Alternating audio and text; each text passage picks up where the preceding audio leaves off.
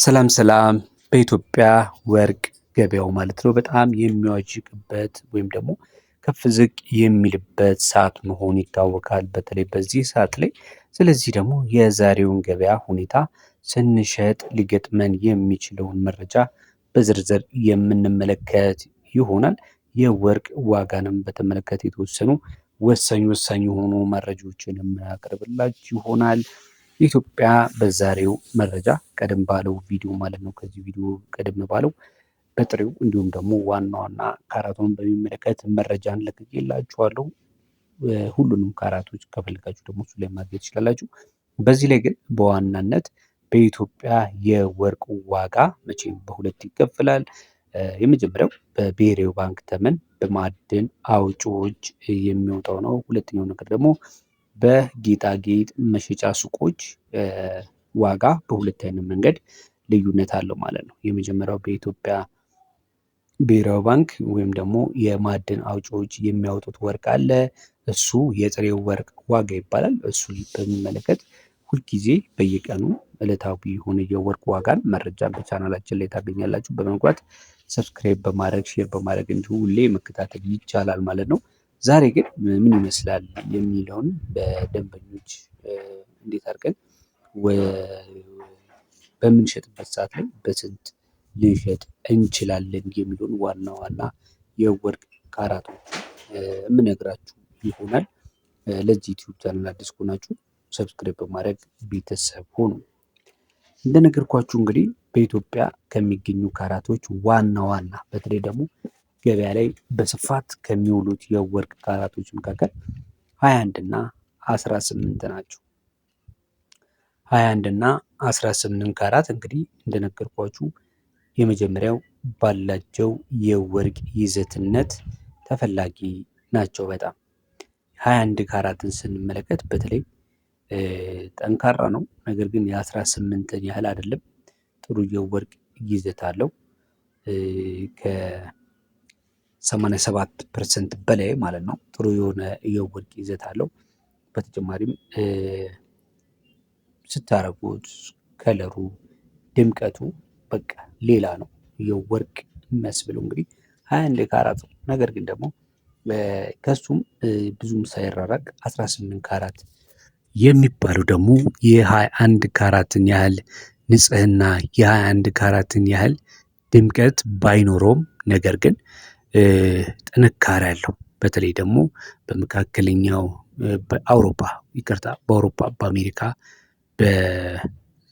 በዛ አካባቢዎች ላይ በጣም ከፍተኛ የሆነ ተቀባይነት ያለው ነው። ለምን ካላችሁኝ እንግዲህ ብዙ ጊዜ እንደዚህ በአውሮፓና በአሜሪካ ያሉ ደንበኞች ወርቅነቱን ብቻ ሳይሆን የሚፈልጉት ሌላው መለኪያ በሌላ አይነት ከለር ይፈልጋሉ። በነጭ ከለር ሊፈልጉ ይችላሉ፣ በሮዝ ከለር ሊፈልጉ ይችላሉ። እንደዚህ አይነት ወርቅን በሚፈልጉበት ሰዓት ደግሞ የመጀመሪያ ምርጫቸው የሚሆነው ወይ ሮዝ ወይ ነጭ በሚሆንበት ሰዓት ላይ 18 ካራቱና 18 ካራቱ ነው። እንደምታውቁት ከሆነ በአሜሪካም ደግሞ በጣም የተለያዩ ሴሌብሪቲዎች ከዳይመንድ ጋር እንዲሁም ደግሞ ሌሎች ከከበሩ ድንጋዮች ጋር ያደባልቁታል ማለት ነው። ስለዚህ እነዛን የከበሩ ድንጋዮችን የሚይዙበት አንደኛው መንገድ በ18 ካራት ነው። 18 ካራት ከ15% ይቅርታ ከ25% በላይ የወርቅ እንትን አለው። 75% ወርቅ ነው። ከ25% በላይ ደግሞ ሌሎች ማዕድናት ብረታ ብረቶች ስላሉት ጠንካራ ነው። ሌላ የከበረ ድንጋይ እንደ ዳይመንድ የመሳሰሉትን ሊያዝበት ብትሉ ልትይዙበት የምትችሉት የወርቅ አይነት ነው ማለት ነው። በዛ የተነሳ ከፍተኛ የሆነ ተወዳጅነት ወይም ደግሞ ፍላጎት አለው ማለት ነው። ለዛ ነው 21 ካራት እና 18 ካራት በጣም የሚወደዱት ማለት ነው። አንድ የምነግራችሁ ማሳሰቢያ ግን ዋጋው ላይ 21ም 18ም ዋጋው ላይ ሊለያይ ከሚችልባቸው ምክንያቶች አንዱ በተለይ የ18 እና የ21 ወርክማንሺፕ የሚባለው አለ፣ ወይም ደግሞ እንደ ስራው የሚባለው አለ። እንደ መሸጫው ሱቅ ምን ሊል ይችላል? ሊለያይ ይችላል ማለት ነው። አሁን ወደ ዋጋቸው ነው የምንሄደው። ዋጋቸውን በምንመለከትበት ሰዓት ላይ በስንት ይገዙናል ብለን ነው የምንመለከተው። መጀመሪያ ማለት 21 ካራቱን ስንሸጠው 21 ካራቱ ማለት ወርቅ ሻጮች ለኛ በሚሸጡበት ሰዓት ላይ ከ23500 እስከ 25000 ነው። ከ23500 እስከ 25000 ነው። ምን ስንል ስንገዛ ከወርቅ መሸጫ ማለት ነው። እኛ ወርቁ እኛ ጋር ኖሮ ስንሸጠላቸው ደግሞ ከ21500 እስከ 23000 ባለው ሊገዙን ይችላሉ።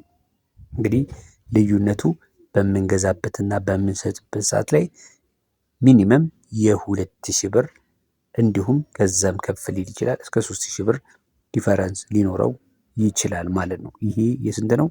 የ21 ካራት ዋጋ ማለት ነው።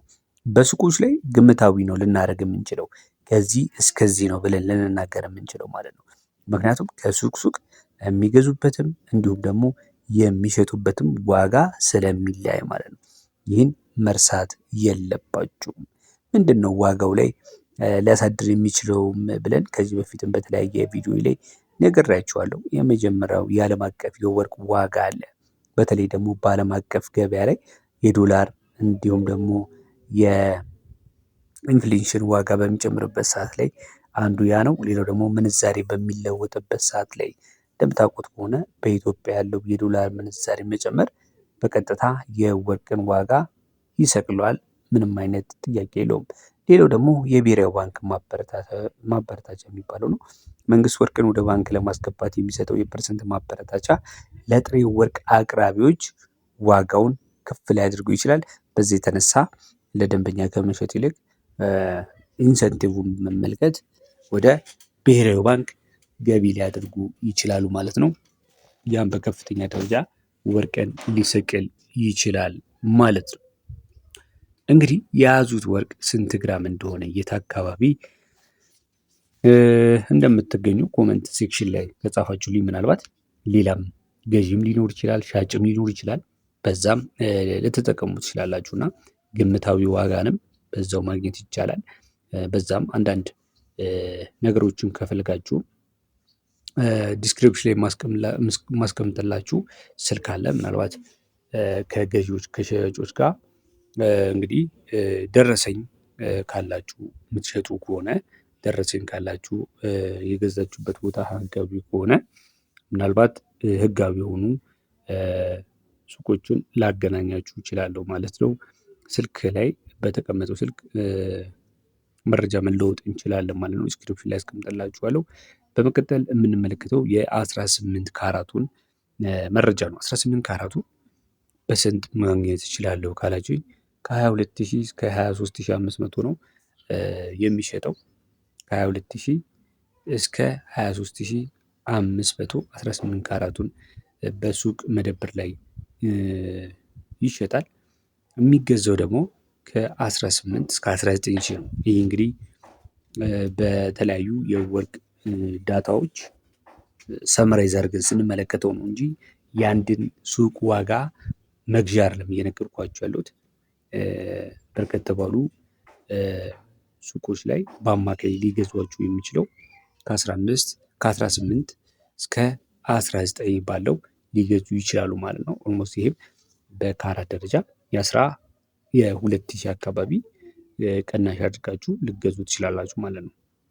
እንግዲህ ጠቃሚ ምክር እዚህ ጋር ማስቀምጥላችሁ ምንድነው፣ ደረሰኝ የመያዛችሁ ማረጋገጥ አለባችሁ፣ ንጽህናው ማረጋገጥ አለባችሁ። በተጨማሪም ደግሞ ገበያ ማነጻጸር አለባችሁ። በአንድ ሱቅ ብቻ ሳትወሰኑ ቢያንስ 3 እና 4 ሱቆችን ጠይቃችሁ በተሻለ ዋጋ ብትሸጡት ይመከራል። የያዙት ወርቅ ስንት ግራም እንደሆነ የት አካባቢ እንደምትገኙም በዛው አጋጣሚ ኮመንት ላይ ብታስቀምጡ መረጃ መለዋወጥ እንችላለን። ለዛሬ ያስኩላችሁ መረጃ ወርቅን የተመለከተ በስንት መግዛት እንዲሁም በስንት መሸጥ እንችላለን ለሚል ጥያቄያችሁ የተወሰነ ፍንጭ ይሰጣል ብዬ አስባለሁ። የነገ ዋጋ ደግሞ ሌላ ነው። እንግዲህ ነገ ተከታትለን የወርቅ ዋጋ ስንት ገባ የሚለው መረጃ ይዘንላችሁ እንቀርባለን። እስከዛ በያላችሁበት ሰላም።